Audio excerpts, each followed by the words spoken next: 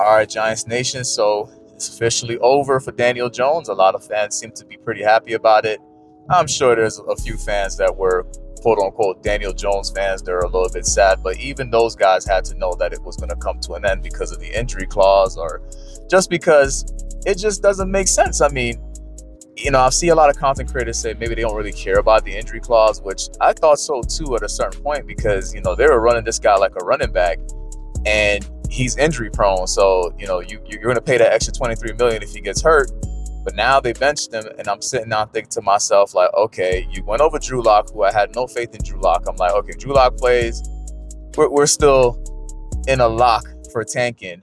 The weird thing about Tommy DeVito is, some people will say he's the worst quarterback on the roster, but Tommy DeVito is the most confident quarterback in that quarterback room. I think DJ is probably the least confident, but Tommy DeVito is definitely the most confident. So what he lacks in talent, he definitely does not lack in confidence. And I really don't feel like this schedule that we have going forward is as hard as people are making it seem. I'm sure if I look at the strength of schedule, which I did a few weeks back, we got the 12th hardest schedule. I wouldn't be surprised if we won 5 games or even 6 games if the Eagles rest their players. And the Eagles, you know what? If it ends up screwing us over, they should absolutely rest their players. That's the kind of things that happen to us as Giants fans is, you go in thinking, oh, okay, Tommy DeVito, he's really not that great of a quarterback. But then again, a lot of you guys that didn't like Daniel Jones were saying that Tommy DeVito is better than him. So now what you said in the past about Tommy DeVito being better than Daniel Jones might actually be true. And it might not just be a talent thing. It might be more so of a decision-making thing where I know some people say Tommy DeVito holds on to the ball too long too. But some of the plays that Daniel Jones was not making, a lot of people were just saying that they thought that any quarterback would have made those plays. So now we're really going to get to see what Coach Dable's made of and what Tommy DeVito's made of. And I mean, most people already, people who are content creators, they already look at DeVito like he's not really that good of a quarterback. But at the same time, they know that the fan base loves Tommy DeVito because he's from Jersey and they like the story.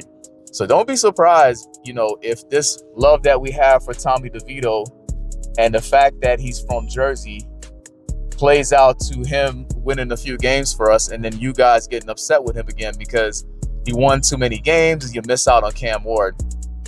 As a matter of fact, I might actually be going to the Miami game this weekend because that might be my chance to actually sit down and watch Cam Ward play because there's no guarantee that the Giants will be in a position to draft him, especially when you got a variable like Tommy DeVito.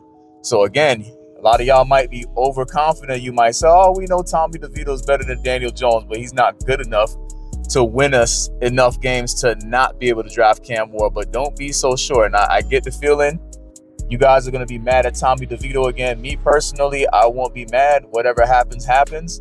But y'all need to look at the positive side of it, right? Don't think too much about the draft. At the end of the day, right, if we have Daniel Jones who isn't making basic plays, who isn't putting the ball where it needs to be, you got to want to hope for Tommy DeVito to go out there and actually do the things that DJ couldn't do.